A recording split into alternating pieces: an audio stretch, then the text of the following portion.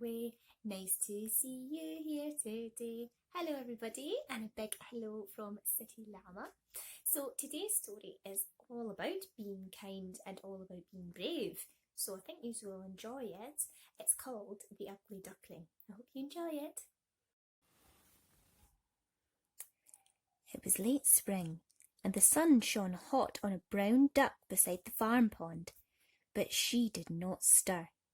She was sitting on her nest of eggs, patiently waiting for them to hatch. Tip, tap, crick, crack. A pretty little duckling struggled out of its shell, and by midday 5 downy ducklings were cheeping around their mother's feet. Cheep, cheep, cheep.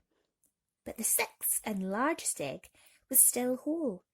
It's very big, thought the mother duck. I suppose it will take longer to hatch than the others. Then, with an enormous crack, the shell broke in two, and out spilled a bundle of scruffy feathers and beak and feet almost as big as the mother herself.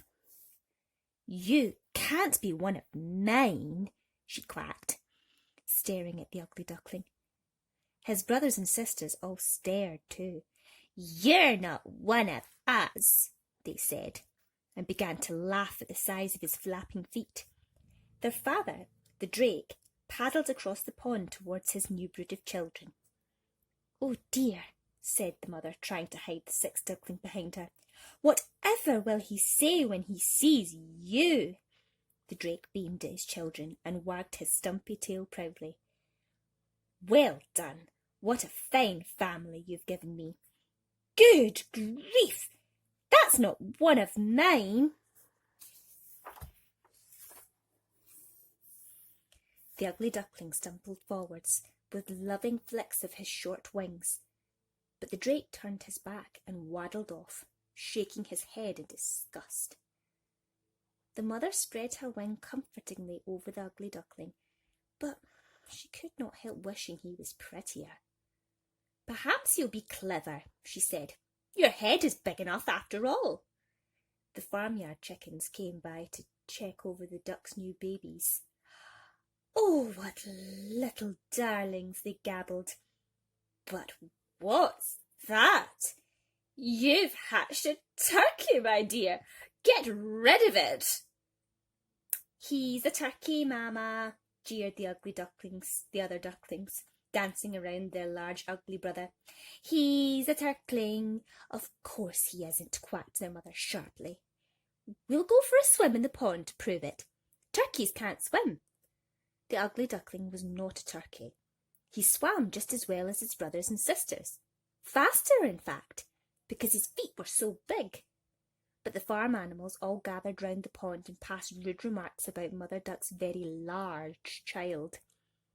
A tear began to trickle down the ugly duckling's beak, and he swam to the far side of the pond and wished he had never been born at all.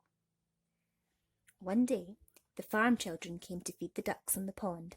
As they tossed scraps of bread to them, huge, long-necked whitebirds flew overhead. "Swans! The swans are leaving!" they cried.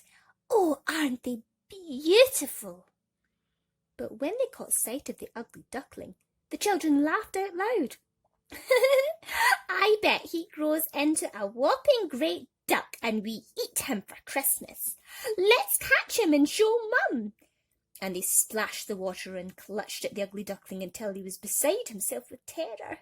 He scrambled out of the pond and fled over the fields to the banks of the wide river.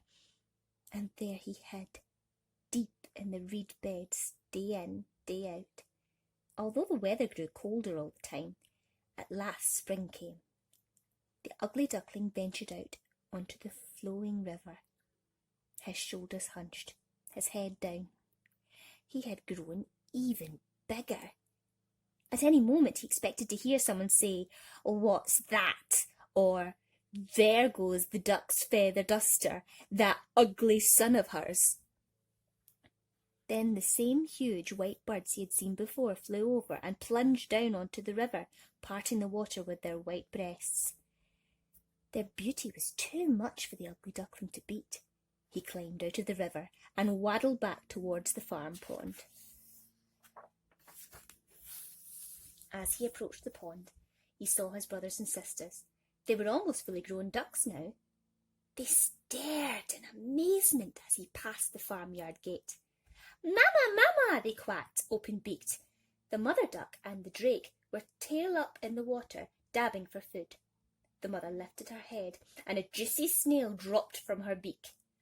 "Look, father, I do believe it's our ugly son."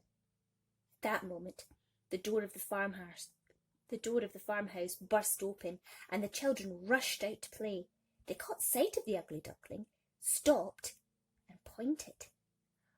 "Oh, look!" they all cried. "What a beautiful swan!" Reaching the brink of the pond, the duckling looked down at his reflection in the still water.